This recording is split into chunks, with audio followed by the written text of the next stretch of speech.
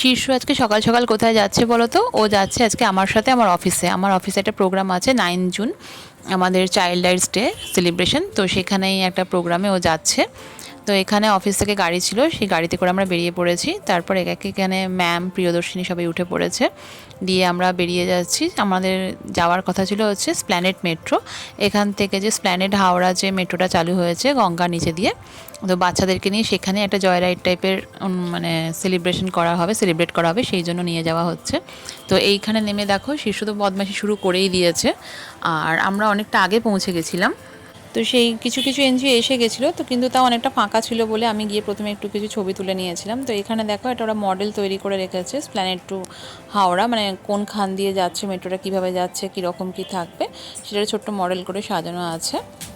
তো এটা ওনারা পরে বুঝিয়ে দিয়েছিলেন কত ফুট নিচে আছে, কতটা কী আছে, সবটা বুঝিয়ে দিয়েছিলেন। তো যেই এনজিও থেকে বাচ্চারা এসে গেছিলো, সেই বাচ্চারা মেট্রো স্টেশনটা ঘুরে ঘুরে দেখছিল। শীর্ষ এখানে এসে ওরা একটা বন্ধু পাতিয়ে নিয়েছে, তো তার সাথে ও খেলা করছে, ঘুরে ঘুরে দেখছে। তো এখানে ম্যামেরা চলে এসেছে, বাকি এনজিওর থেকে ছেলেমেয়েরাও চলে এসেছিলো। তো ওদেরকে নিয়ে আমরা বেরিয়ে পড়েছি।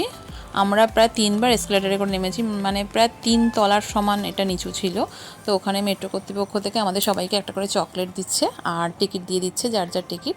তো শীর্ষর টিকিট আর চকলেটটা আমি রেখে দিলাম ব্যাগে। তারপর উনি এই মডেলটা থেকে আমাদেরকে বুঝিয়ে দিচ্ছিলেন। তো শীর্ষর এখানে একটাই প্রশ্ন ছিল যে গঙ্গার নিচ দিয়ে যখন যাবে ও মাছ দেখতে পাবে কিনা।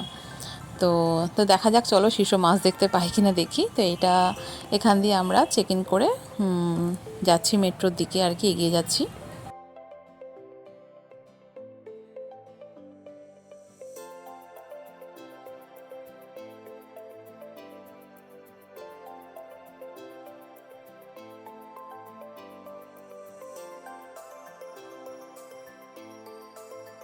তারপর সব বাচ্চারা একে একে এলো। এখানে আসার পর আবার আমরা একবার এসকেলেটারে করে নামলাম, ম্যাম ওদেরকে নিয়ে নেমে যাচ্ছে। এটা ছিল 2 নম্বর এসকেলেটার দিয়ে নামা।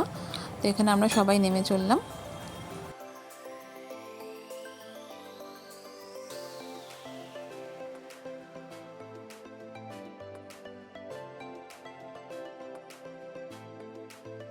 তারপর দেখো আমি এখানে ভিডিও করছি বলে সৌমিত্র স্যার একটু আমার সাথে মজা করলো, ক্যামেরার সামনে এসে একটু মুখ ভেঙিয়ে দিল। তো যাই হোক, এইখানে দুটো নামার পর দেখো আমরা আবার 3 নম্বর এসকেলেটার দিয়ে নামবো। মানে প্রায় আমার মনে হচ্ছে এটা 3 তলার সমান নিচে গিয়ে আসলে মেট্রোটা রয়েছে। তো এইখানে চলে এসেছি মেট্রোতে। এখানে আমাদের জন্য একটা বগি বুক করা ছিল। তো বাচ্চাদেরকে একে একে তোলা হচ্ছে, যারা জানতেন না তারা বসে পড়েছিলেন। তো ওনাদেরকে রিকোয়েস্ট করাতে ওনারা আবার আমাদের জন্য বগিটা ছেড়ে দিয়েছিলেন। তো সব বাচ্চাদের ভালোভাবে তুলে নেওয়া হচ্ছে।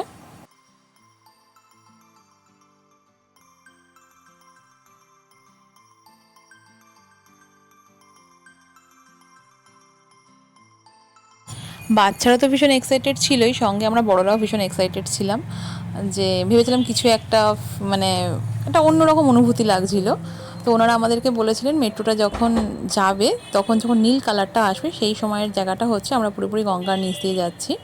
তো শীর্ষ তো ভীষণ এক্সাইটেড ছিল মানে মাছ দেখতে পাবে কি না। তো এখানে দেখো ওরা অনেকেই উঠে পড়ছিল না জেনে আমাদের বগিতে, তো ওনাদেরকে বলাতে ওনারা আবার পাশের বগিতে গিয়ে উঠছিল। তো এই চলে এসছে সেই নীল জায়গাটা, সবাই ফটো তুলতে ব্যস্ত ছিল ওই জায়গাটাতে। তো আমিও তুলছিলাম, কিন্তু কিছু আলাদা ফিলিংস হয়নি। তো শিশুর মনটা একটু খারাপ হয়ে গেছে, কেননা ও তো যাওয়ার সময় একটাও মাছ দেখতে পেলো না।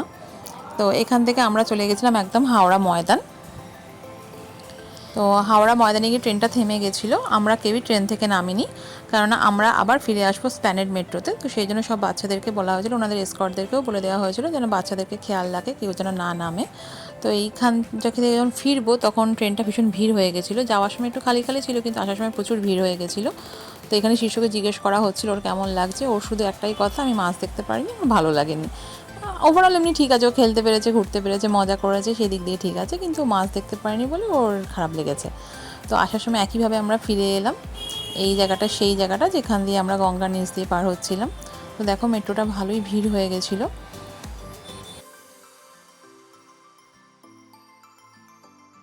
সবাই ফটো তুলতে ব্যস্ত ছিল। তো তারপর আমরা চলে এলাম স্প্ল্যানেড মেট্রোতে। এখানে পুরো ট্রেনটা খালি হওয়ার পর, সব লোকজন নেমে যাওয়ার পর আমরা বাচ্চাদেরকে নামিয়েছি, কেননা ভিড়ের মধ্যে বাচ্চাদেরকে নামানোটা ঠিক মনে হয়নি।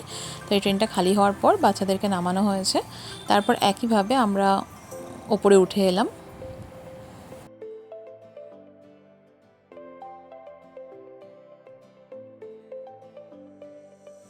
ওপরে আসার পরে এখানে ওদের কিছু খাবারের ব্যবস্থা ছিল, টিফিন টাইপের রাখা ছিল, তো সেখানে বাচ্চাদেরকে টিফিন আর জলটা দিয়ে দেওয়া হচ্ছিল।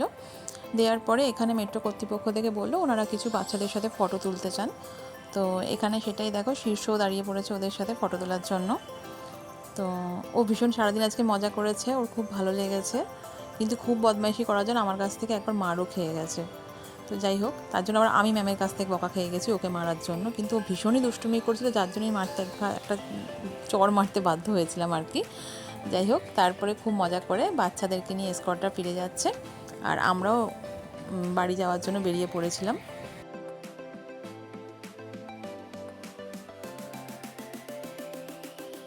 এখানে তো আমাদের প্রিয়দর্শিনীর ভীষণ খিদে পেয়ে গেছিলো, তাই ও দেখো খেতে শুরু করে দিয়েছিল। তো তারপর আমরা সেখান থেকে গাড়ি নিয়ে চলে এসেছিলাম অফিসে।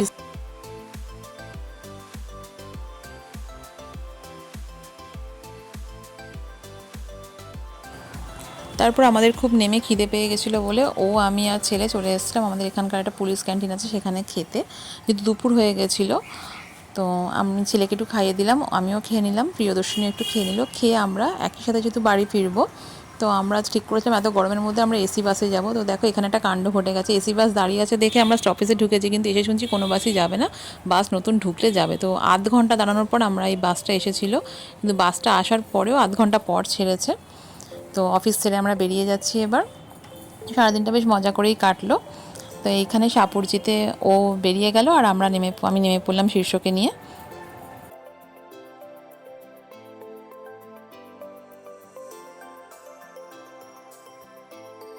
তারপর এখান থেকে অটো করে আমি আর শীর্ষ চলে এলাম বাড়িতে।